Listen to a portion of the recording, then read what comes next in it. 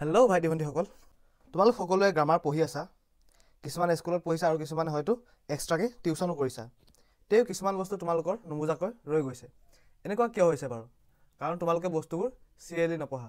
মাজৰ পৰা এইটো সিটোকৈ যদি আমি পঢ়োঁ কি হয়, কিছুমান বস্তু আমি বুজি নোপোৱাকৈ ৰৈ যায়। যদি আমি চিৰিয়েলি পঢ়োঁতে বস্তুবোৰ ধুনীয়াকৈ বুজিবলৈ সহজ হৈ যায়। এই চিৰিজটোত তোমালোকে বেছিকৰ পৰা এডভান্স গোটেইখিনি গ্ৰামাৰ ধুনীয়াকৈ চিৰিয়েলি পাবা। ইয়াৰ আগৰ ভিডিঅ'ত পাৰ্টছ অফ স্পীচৰ ওপৰত আমি বেছিকখিনি পঢ়িছোঁ। সেইটো ভিডিঅ'ৰ লিংক ডেছক্ৰিপশ্যনত দিয়া থাকিব, চাব পাৰিবা। মই ডিম্পু হাজৰিকা স্বাগতম জনাইছোঁ মোৰ ইউটিউব চেনেলটোলৈ। এইটো ভিডিঅ'ত আমি পঢ়িম প্ৰথমটো পাৰ্টছ অফ স্পীচ নাউনৰ বিষয়ে। একেবাৰে সহজ ভাষাত পঢ়িম। ভিডিঅ'টো শেষলৈকে তোমালোকৰ নাউনৰ ওপৰত থকা সকলো ডাউট ক্লিয়াৰ হৈ যাব আৰু ইয়াৰ PDF পাই যাবা। নাউন, ইয়াক আমি অসমীয়াত কি বুলি কওঁ? বিশেষ্য পদ। যি শব্দই কোনো ব্যক্তি, বস্তু, জাতি, স্থান, গুণ, শ্ৰেণী, অৱস্থা বা কাম ইত্যাদিৰ নাম বুজায় তাকে নাউন বোলে বা অসমীয়াত বিশেষ্য পদ বোলে। একেবাৰে সহজ ভাষাত ক'ব গ'লে নাউন নাম বুজোৱা শব্দকে নাউন বোলে বা নাম বুজোৱা শব্দকে বিশেষ্য পদ বোলে। ইয়াৰ বিষয়ে আমি ইয়াৰ আগৰ ভিডিঅ'টো আলোচনা কৰিছোঁ বেছিকখিনি। উদাহৰণ চোৱা, Gita is a good girl. ইয়াত গীতাটো কি হ'ব? নাউন হ'ব, কাৰণ গীতা এটা নাম বুজাই আছে। মেন ইজ মৰ্টেল, ইয়াত কি হ'ব? মেন, মানুহবোৰ নাউনত পৰিব। আই হেভ এ পেইন, পেইনটো কি হ'ব? ইয়াত নাউনত পৰিব, মোৰ এটা কলম আছে। মিল্ক ইজ হোৱাইট, ইয়াত কি পৰিব? মিল্কটো আমাৰ নাউনত পৰিব। গাখীৰ বগা, মিল্ক ইজ হোৱাইট, গাখীৰ বগা, ইয়াত গাখীৰটো কি হ'ব? আমাৰ নাউন হ'ব। নাউনবিলাকক আমি দুটা ভাগত ভাগ কৰিব পাৰোঁ। ভাগ দুটা কি কি? প্ৰথমটো হৈছে কাউণ্টেবল নাউন, দ্বিতীয়টো হৈছে আনকাউণ্টেবল নাউন।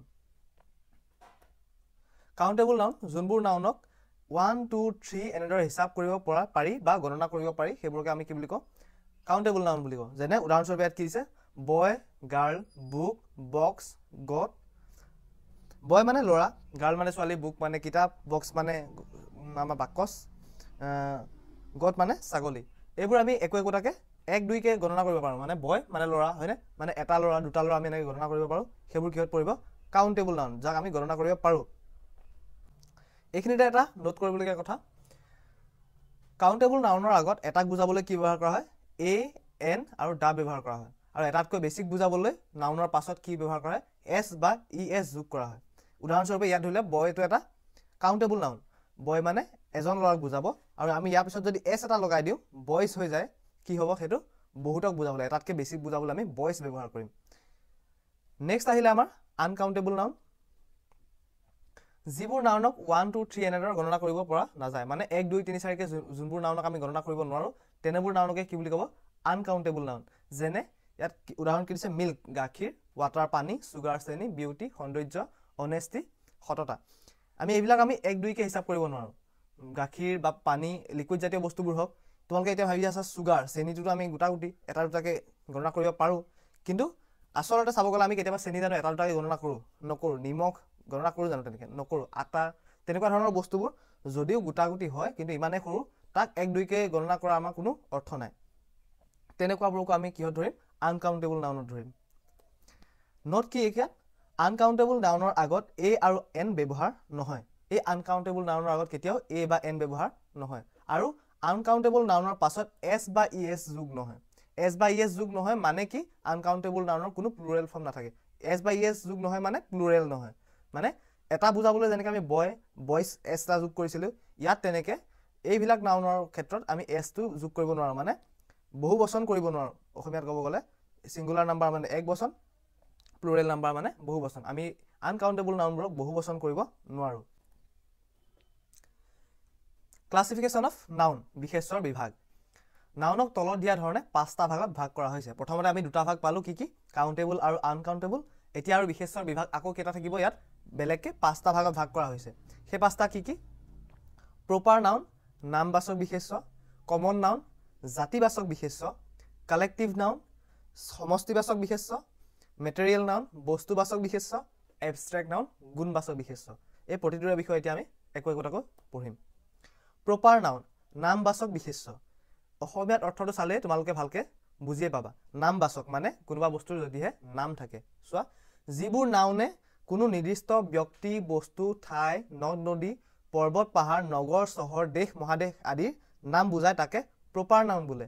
যেনে ৰাম, ব্ৰহ্মপুত্ৰ, গুৱাহাটী, জানুৱাৰী। এইবিলাক কি কি? একোটা নাউন এইকেইটা শব্দত আছে আমি বাক্যত চাওঁ উদাহৰণ কেইটামান হি ইজ ৰাম তেওঁ ৰাম তেখেতৰ নামটো কি Ram Guwahati is a city গুৱাহাটীখন এখন নগৰ তে গুৱাহাটীটো ইয়াত কি হৈছে noun India is a vast country ইয়াত ইণ্ডিয়া মানে আমাৰ দেশখনৰ কথা কোৱা হৈছে ভাৰতৰ কথা কোৱা হৈছে উই চ দা ৰংঘৰ ৰংঘৰটো এটা কি হ'ব নাম নেক্সট আহিলে আমাৰ কমন নাউন জাতিবাচক বিশেষ্য যি নাউনে এটা প্ৰাণী বা বস্তুক বুজোৱাৰ লগতে গোটেই জাতিটোক বুজায় তেনে নাউনক কমন নাউন বোলা হয় কমন নাউন কোনবোৰ যোনবোৰ শব্দই এটা বস্তুটো বুজাবই তাৰ লগতে গোটেই জাতিটোকো বুজাব মানুহ বুলি ক'লে অকল এজন মানুহক নুবুজায় গোটেই মানুহ জাতিটোক বুজায় কলেজ বুলি ক'লে বহুকেইখন কলেজক মানে গোটেই কলেজখিনিক বুজাব ৰিভাৰ বুলি ক'লে গোটেই ৰিভাৰখিনিক বুজাব মাহ বুলি ক'লে অকল এটা মাহ নহয় 12টা মাহ আছে আমাৰ গোটেই 12টা মাহক বুজাব ফেষ্টিভেল মানে উৎসৱ অকল এটা উৎসৱ নহয় গোটেইকেইটা উৎসৱক বুজাব এইকেইটা হৈছে শব্দ উদাহৰণ বাক্যত চাওঁ আমি এক্সাম্পল মেন ইজ মৰ্টেল মানুহ মৰণশীল ইয়াত মেন শব্দটোৱে কি বুজাইছে গোটেই মানুহ জাতিটোক বুজাইছে হ'ব দা কাউ গিভ আছ মিল্ক কাউ বুলি কোৱাৰ লগে লগে গৰু বুজাইছে অকল এজন মানে পাৰ্টিকুলাৰ কোনো গৰুৰ কথা কোৱা হোৱা নাই ইয়াত গোটেই গৰু জাতিটোৰ কথা কোৱা হৈছে হ'ব তে কাউটো এতিয়া আমাৰ কি হ'ব ইয়াত কমন নাউনৰ আণ্ডাৰত পৰিব জাতিবাচক বিশেষ্য দা লায়ন তেনেকৈ ইয়াত লায়ন বুলি কোৱাৰ লগে লগে গোটেই লায়ন গোটেই সিংহখিনি পৰিব কমন নাউন ডগ বুলি কোৱাৰ লগে লগে গোটেই জাতিটো গোটেই ডগ মানে আমাৰ কুকুৰ গোটেই জাতিটো কুকুৰৰ যোনটো জাতি সেই গোটেই জাতিটোকে আমাৰ বুজোৱা হ'ব ডগ বুলি কোৱাৰ লগে লগে নেক্সট চোৱা 3 নম্বৰতে আহিলে কালেক্টিভ নাউন মানে সমষ্টিবাচক বিশেষ্য সমষ্টি বুলি কোৱাৰ লগে লগে সমষ্টি শব্দটোৰ অৰ্থ বুজি পাইছা এটা গোট বা দল তেনেকুৱা ধৰণৰ অৰ্থত আমাৰ যি শব্দ ব্যৱহাৰ হ'ব সেইখিনি কি পৰিব কালেক্টিভ নাউনৰ আণ্ডাৰত পৰিব যি নাউনে একে জাতীয় বস্তু বা ব্যক্তিৰ সমষ্টিক বুজায় কোনোবা বস্তু বা ব্যক্তিৰ সমষ্টি মানে এটা নহয় তাতকৈ বেছি দল হিচাপত বুজাব তেনেকুৱা ধৰণৰ যেতিয়া বুজাব সেইবিলাক নাউনক কি বুলি কোৱা হ'ব কালেক্টিভ নাউন অসমীয়াত সমষ্টিবাচক বিশেষ্য যেনে আৰ্মি মানে সেনা দল আৰ্মি বুলি কোৱাৰ লগে লগে এজন আৰ্মিক বুজোৱা নাই গোটেই আৰ্মি দল এটাক বুজাইছে পুলিচ বুলি কোৱাৰ লগে লগে এজন পুলিচৰ দলক বুজাইছে টিম মানে টিমৰ অৰ্থটোৱে হৈছে দল ফক মানে জাল বা পাল জাক বা পাল এক জাক বুলি কওঁ যে আমি বা এক পাল বুলি কওঁ সেই এটা দল বুজায় সেই দল বুজোৱাটোকে কি বুলি ক'ব সমষ্টিবাচক বিশেষ্য উদাহৰণ চাওঁ বাক্য দা আৰ্মি ইজ মাৰ্চিং ইয়াত আৰ্মিটো কি হ'ব আমি পাইছোঁ শব্দটো আৰ্মি মানে গোটেই সেনা দলটোক বুজাইছে এইটো কি হ'ব কালেক্টিভ নাউনত ইয়াত ফ্ৰক ইয়াত হ'ব ক্লাছ ইয়াত হ'ব বাণ্ডেল এই গোটেইকেইটা আমি হাইলাইট কৰি দিছোঁ শব্দকেইটা ক্লাছ বুলি কোৱাৰ লগে লগে গোটেই ক্লাছটোক বুজাইছে বাণ্ডেল বুলি কোৱাৰ লগে লগে আমি জানো বাণ্ডেলত এটা বস্তু নাথাকে গোটেই ধৰি লওক কিবা এটা পেকেটৰ বাণ্ডেল তাত অকল এটা পেকেট নাথাকে বহুত পেকেট ভৰি পেলাই এটা বাণ্ডেল হয় হ'ব সেই গোটটোক বুজোৱা মানে আমাৰ কি হ'ব কালেক্টিভ নাউনৰ আণ্ডাৰত পৰিব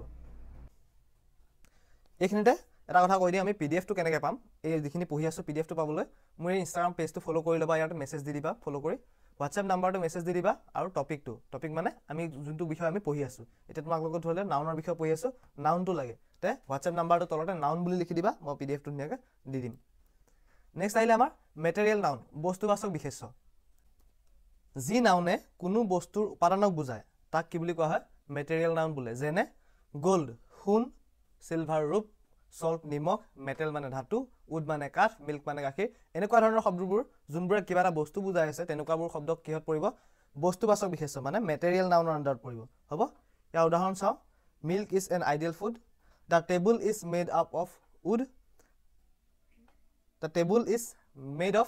উড গোল্ড ইজ ব্ৰাইট ইয়াত কি হ'ব মিল্কটো আমাৰ কিহত পৰিব মেটেৰিয়েল নাউন ইয়াত উডটো হ'ব মেটেৰিয়েল নাউন গোল্ডটো হ'ব মেটেৰিয়েল নাউন হ'ব এই তিনিটা শব্দ হাইলাইট কৰি থোৱা আছে গম পাইছে এইকেইটা কিহত পৰিব material noun next abstract noun গুণবাচক বিশেষ্য শব্দতে গম পাইছা কিবা এটা গুণ বুজাব লাগিব ইয়াৰ যি নাউনে কোনো ব্যক্তি বা বস্তুৰ গুণ কাৰ্য অৱস্থা আদি বুজায় তাকে কি বুলি কোৱা হয় এবষ্ট্ৰেক্ট নাউন বুলি কোৱা হয় যেনে কাইণ্ডনেছ মানে দয়া গ্ৰেটনেছ মানে মহত্ব অনেষ্টি মানে সাধুতা বিউটি মানে সৌন্দৰ্য চাইল্ডহুড মানে শৈশৱকাল এনেকুৱা ধৰণৰ যোনবিলাক শব্দ আছে যোনে গুণবাচক বা কোনোবা এটা বস্তুৰ অৱস্থা তেনেকুৱা ধৰণৰ অৰ্থ বুজালে সেইবিলাক শব্দ কিহত পৰিব এবষ্ট্ৰেক্ট নাউনৰ আণ্ডাৰত পৰিব এক্সাম্পল উদাহৰণস্বৰূপে কাইণ্ডনেছ ইজ এ ভাৰ্চিউ ইয়াত কি হ'ব কাইণ্ডনেছটোৱে কি বুজাইছে দয়া তে এইটো কাইণ্ডনেছ শব্দটো কিহত পৰিব এবষ্ট্ৰেক্ট নাউনৰ আণ্ডাৰত পৰিব ট্ৰুথ ইজ বিউটি ট্ৰুথ মানে কি সত্যটো